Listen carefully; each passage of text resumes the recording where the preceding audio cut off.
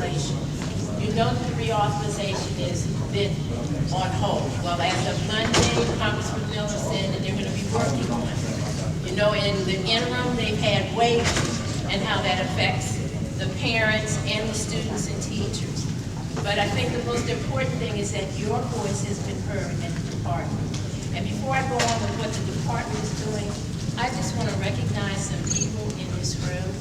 I'd like to recognize Gail Love for all of her work with us on the forums. She's been very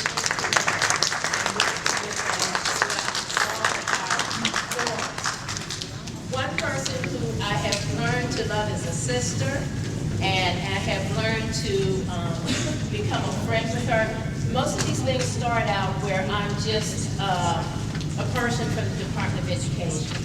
But once I get to know you, you become my friend, and we become lifelong friends. This person is Carol Alexander Lewis.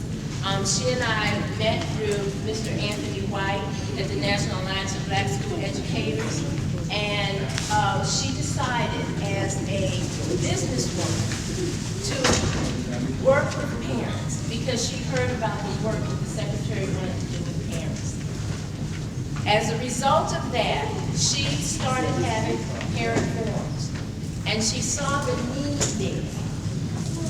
I thank God for her because she was the beginning of what we now goes across the country. We've been in North Carolina, Washington State, Texas, New York, Minnesota. We're all over the country. And as of this week, I'll be in 5 different cities before the beginning of April. So she has started a chain reaction across the country. And I just want to thank her so much for her work. And I want to thank you as the parents, because it takes a lot to sacrifice a Saturday morning when you could be out with the kids or staying in bed later or watching television or sports, but you're here because you're concerned about your children, and that makes a big difference. I'd also like to thank someone who partnered with her who I admire so very much. It was Dr. Upolo and Dr. Caltonbaum. We call her Dr. Cat.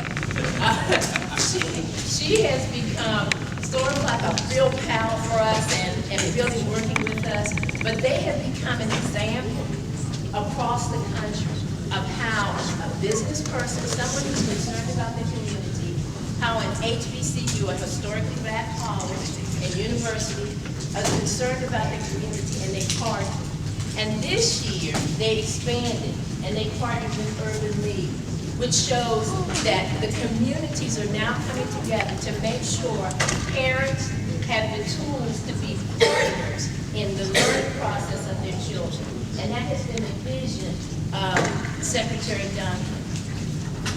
One of the things that Carol has done, as I stated earlier, was the focus group. And Dr. K and she have been working together on this with a committee of others. And I'm sure the committee is here, and I hope before we finish they'll stand in so we can recognize them as well. But your voices have been heard. If you don't say anything to us, nothing will change.